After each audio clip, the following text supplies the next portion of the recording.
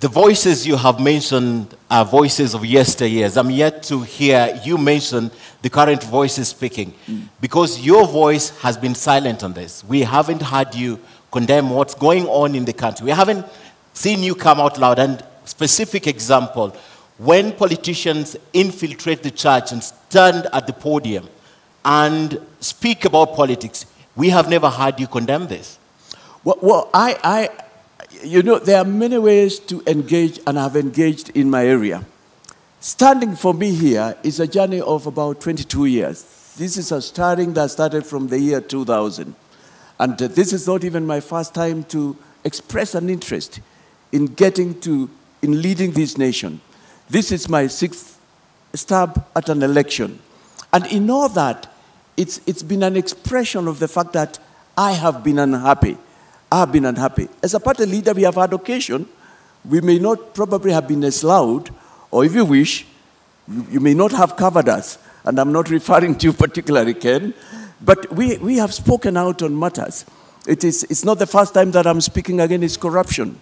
And you know, there is a greater way of expressing opposition. By your example, by who you were. As I stand here, I know nobody can accuse me of having been involved in any of these scandals.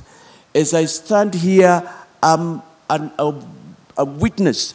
I am an example of the fact that any Kenyan can run for presidency. As I stand here, I am here to break this sort of wall where we believed only certain person and peoples. The Catholic Church has been issuing statements. NCCK has done that. Evangelical Alliance. The Muslims have been speaking. Probably it's only that they haven't been covered as much. You yourself say that this is your 6th stab at an election. You have been unsuccessful in the past, for example, when you ran for governor of Lamu in 2013. So what's different now? What makes you think you will win this race? There is nothing in life like not giving up. And the trouble we can be in Kenya is if we give up as we go forward to the 9th. One of the persons I followed much is Abraham Lincoln. And if I remember my history right, it was during his 13th attempt, though before that he had won some legislative position, that he became the President of the United States. And when he did that, we know that he's the one who brought about the slavery emancipation, something to date that speaks to this world about the fact that all men and women are created equal. And that's why we can speak tonight as we are here. I am an example of a person who does not give up. I have not lost in every election, I can tell you. Like the last one of 2017, I would tell you that's an election where I believe I was rigged out. It's only that I couldn't get the facts, and I had done my bit. That was the election, if you remember, where one of my competitors said that people were voted through the computer. I was going to be the senator of Lamu County. But here I am. You must live to fight another day. I am here because there is no room for giving up. The trouble in Kenya, we are where we are because we've given up. Right now, as I speak to you, and I thank you for this opportunity, Media Council, there are Kenyans who have said, tutapiga kura tu yeyote, fatalistic attitude. But thank you for the opportunity to tell Kenyans that, no, there is still another one. We don't have to recycle. There's change this time.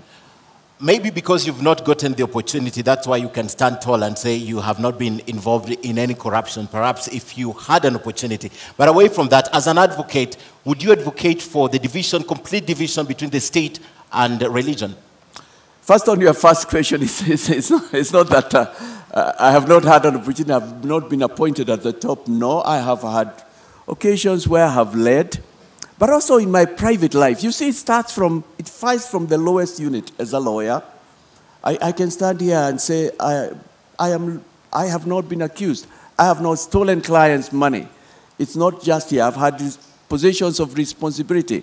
I've sat on the Council of the Law Society. I've sat in several corporate and non-government and religious boards. But so it's a lifestyle.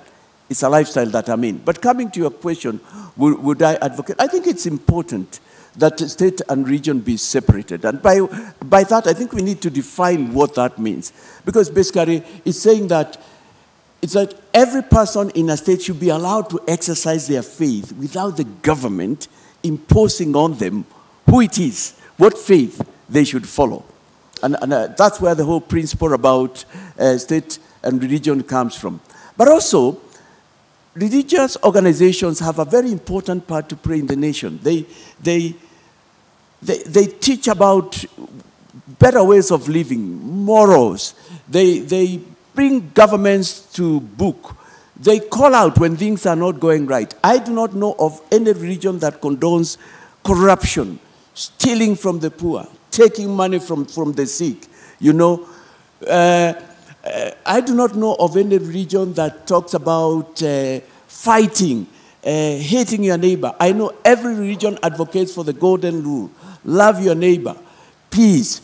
And they are an important component. And in a Ghana government, in a Mwaure Waihiga government, religious leaders will play a very pivotal role. To the extent I believe, in my government, they'll even sit in cabinet. In my government, when they perform civic duties, which they do, they should even be remunerated because they are helping the government. They are rendering a service.